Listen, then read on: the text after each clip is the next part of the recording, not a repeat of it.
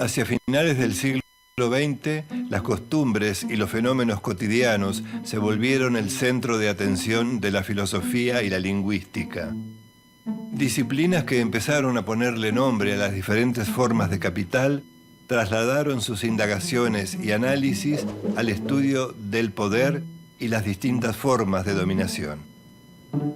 Pierre Bourdieu fue uno de los grandes pensadores dedicado a abordar estos temas de una manera profunda y aguda. Sus observaciones sobre la cultura y la vida cotidiana lo convirtieron en un intelectual reconocido a nivel mundial. Pero además fue un intelectual comprometido, un sociólogo preocupado en cuestiones como el efecto del desempleo en las personas y la crisis de la vida campesina en Argelia y Francia. También realizó un importante aporte analizando el carácter represivo de las instituciones educativas. Estudió las clases sociales, los bailes, los deportes, el lenguaje del cuerpo, el prestigio social y la televisión. Lúcido crítico de las políticas neoliberales, fue un intelectual activo y presente en la causa de los desprotegidos. Su pensamiento se puede resumir en dos conceptos: los efectos de la dominación y la lucha por la igualdad. Pierre Bourdieu introdujo a la sociología en la vida cotidiana, ni más ni menos.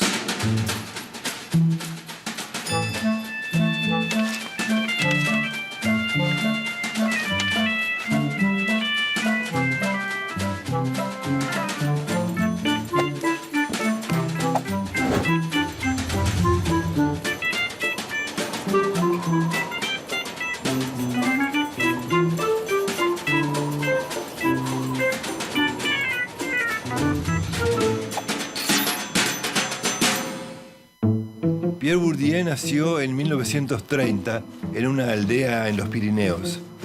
Sus padres eran campesinos. Fue un excelente estudiante. Egresó de la Escuela Normal Superior de París en 1948. A partir de ese momento se sumó a la generación de quienes cuestionan las corrientes dominantes en el campo filosófico, como Marx, Nietzsche, Foucault y Sartre. En 1954, cuando estaba cumpliendo con el servicio militar, viajó a Argelia en plena guerra de la independencia. Allí se quedó por un tiempo.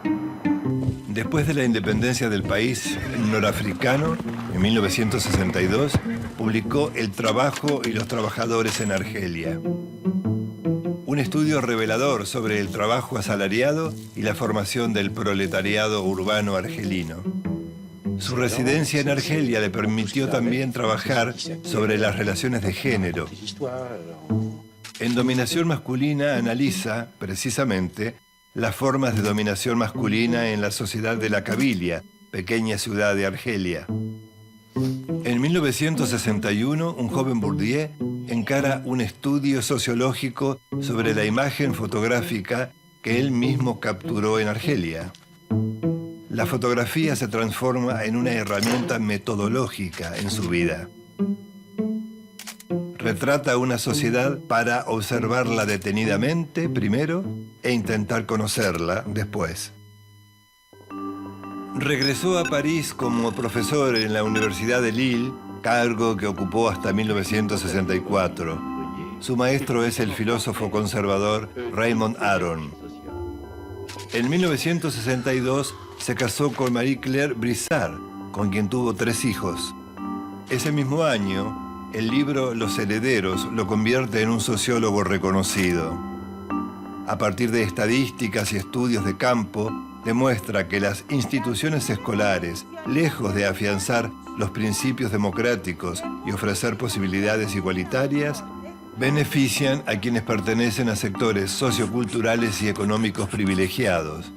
De esta forma, reproducen las desigualdades sociales a las que conciben como naturales e irreversibles. A partir de 1965, Bourdieu empieza sus estudios sobre las prácticas culturales. Tras los acontecimientos de mayo de 1968, rompió con Raymond Aron que desaprobó ese movimiento social. Fundó entonces el Centro de Sociología de la Educación y la Cultura. En 1979 publica Distinción, una crítica social del juicio, su obra más aplaudida y la más importante en el campo sociológico. Más tarde, en su libro La miseria del mundo, denuncia el sufrimiento social. Ahí combina sociología y antropología para hacer una radiografía de la exclusión social. Hace hablar a los desheredados de la modernización, del progreso tecnológico y de la globalización. Lo medular del pensamiento de Pierre Bourdieu parte de la idea de que la lógica del sistema es perpetuar el privilegio y la desigualdad, pero no partiendo de la tradición marxista de la división social de clases.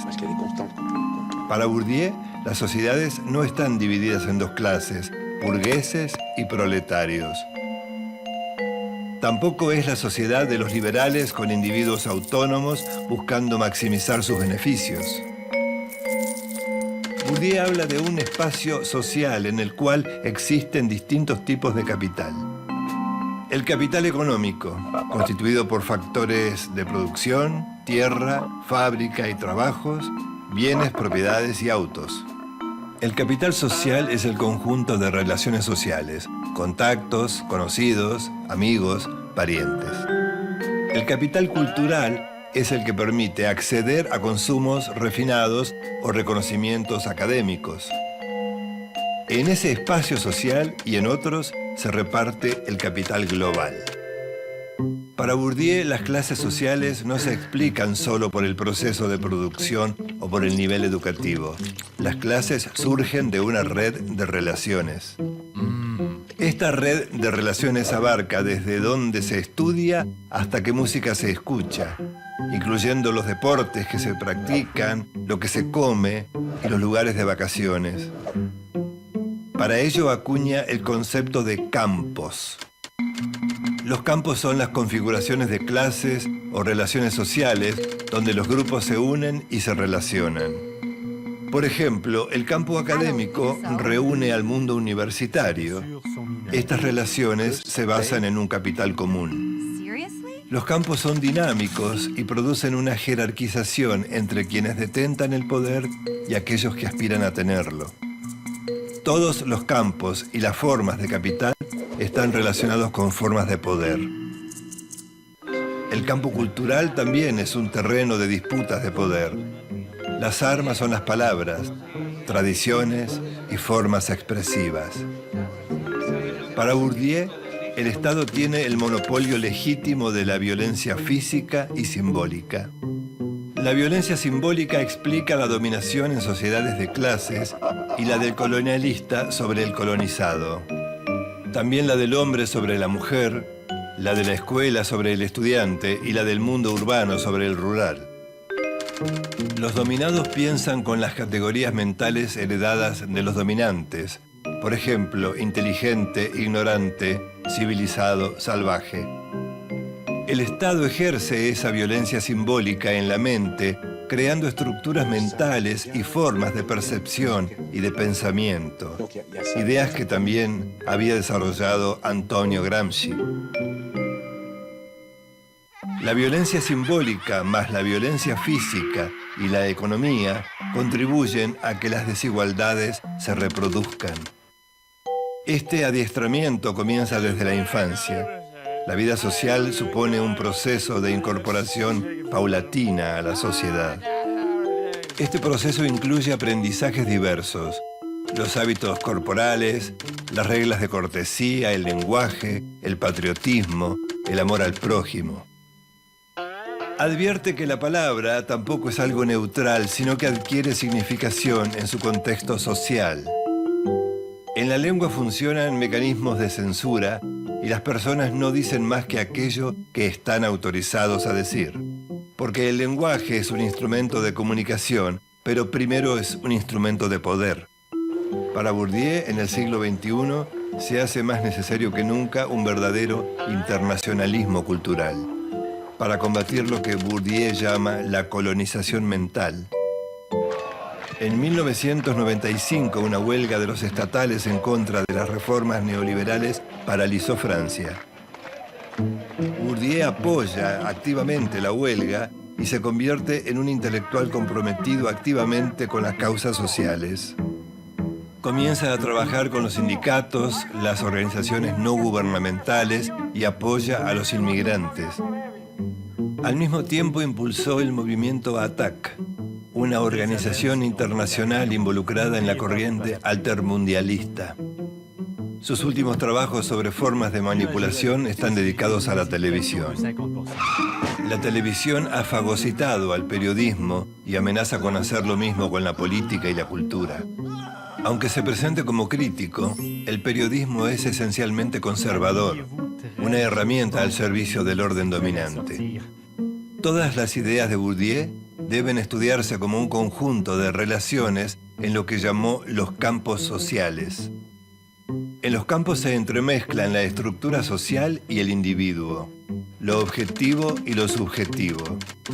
No se puede estudiar la sociedad sin vincular al individuo y viceversa. Afirma que el sociólogo es un intelectual, no asume el papel de los oprimidos, solamente les da argumentos para luchar. En los últimos años participó en campañas por Argelia, contra la destrucción de Yugoslavia, se opuso a la invasión a Irak y apoyó los movimientos antisistemas de América Latina. Su pensamiento puede resumirse en sus aportes para entender cómo funciona la dominación y cómo se genera la desigualdad en las sociedades complejas del capitalismo avanzado. Bourdieu escribió 37 libros y más de 400 artículos. Es considerado uno de los sociólogos más brillantes de la historia. El diario parisino Le Monde afirmó que fue el intelectual francés más citado en la prensa mundial. Falleció como consecuencia de un cáncer en 2002.